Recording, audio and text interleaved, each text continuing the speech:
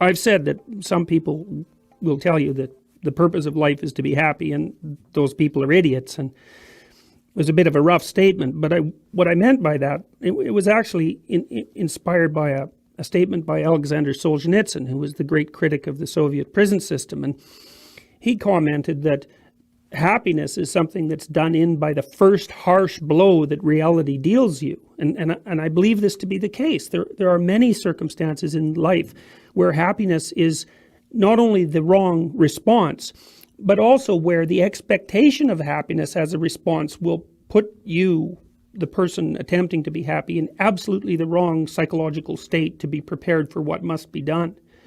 People are built, so to speak, to experience a very wide range of motivational and emotional states that only bear a tenuous relationship to one another. And the reason for that is that the environment that human beings inhabit is so complex that our adaptation depends on a variety of very finely differentiated responses.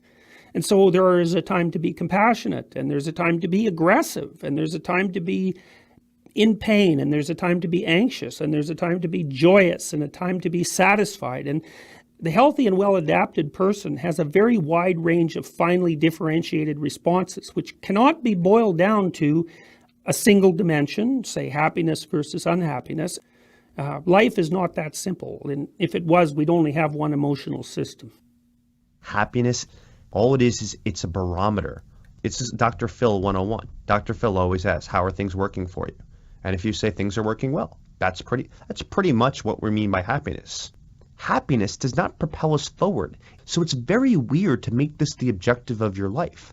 And what I mean by that is, while I love being a father, I will tell you point blank, with my wife listening, that it has not improved my happiness. Meaning and purpose in life, through the roof. Happiness, I was much happier as a 30-year-old, having a lot of time with friends and a lot of time to travel and a lot of time to basically do whatever the hell that I wanted to.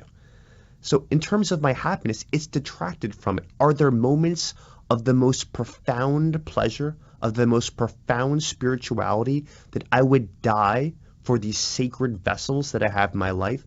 Absolutely. But that's not happiness. That's spirituality to me, is striving for the sacred. And the sacred is things that you would be willing to die for. Would I die for a sense of satisfaction in my life? No. Would I be willing to take the bullet over my kids? Absolutely.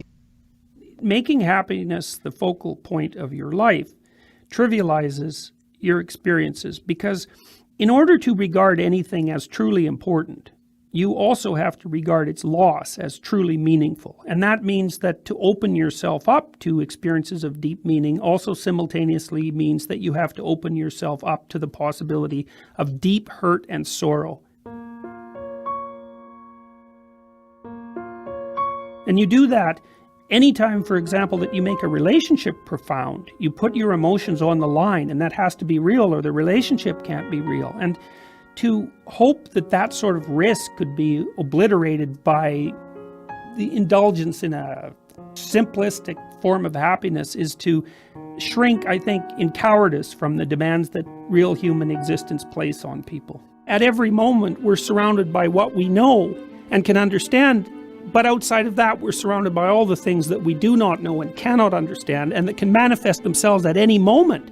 So we're like small islands of tentative certainty in a massive sea of uncertainty and ignorance.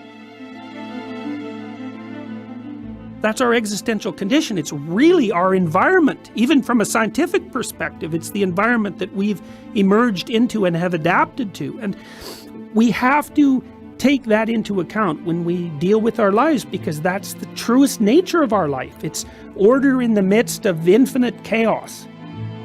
The human problem is how to make sense out of the constant interplay between that tentative order and that infinite chaos. We're limited creatures, and we face unlimited catastrophe in that everything we know will disappear and everyone we love will die. It's something strange that I've observed with my students, is that when I state the proposition to them clearly that life is suffering and that the purpose of life is not happiness, they actually experience that as a great relief. And the reason I believe that they experience it as a great relief is they already know it.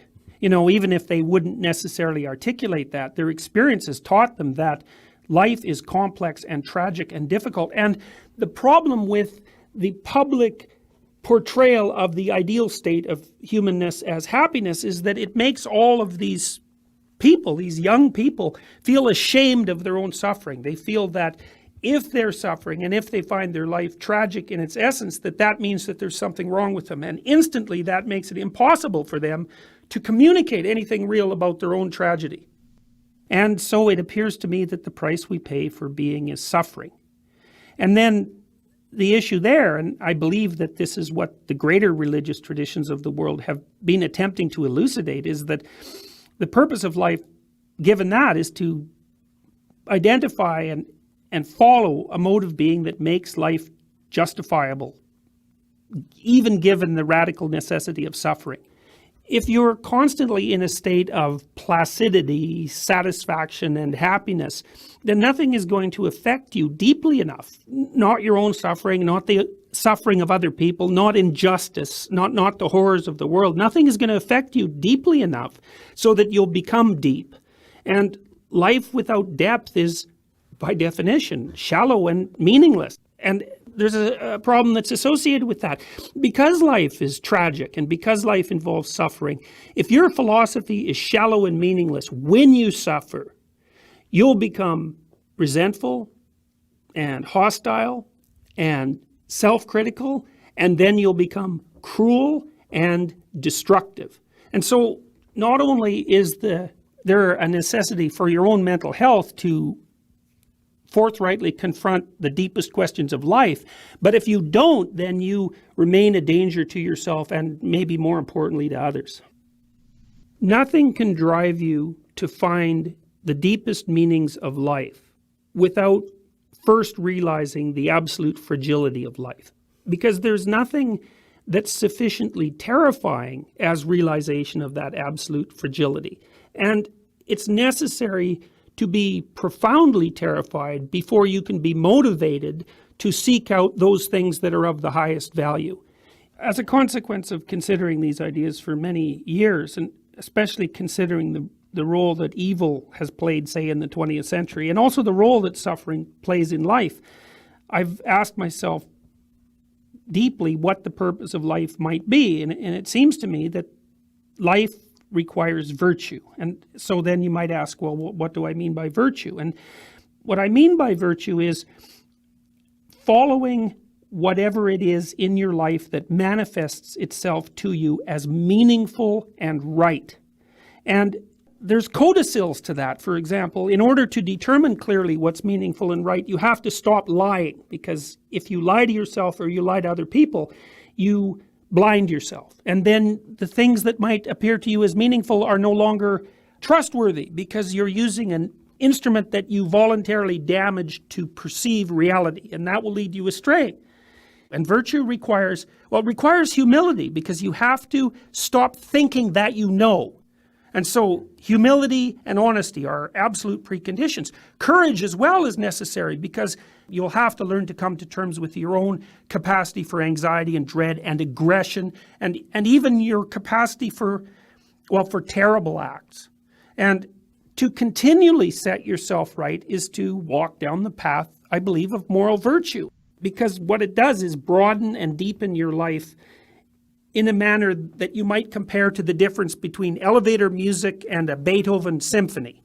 It's not that the symphony is in any sense happier than the music, in fact quite the contrary, but it's deeper and more profound and richer and incorporates more and justifies itself more.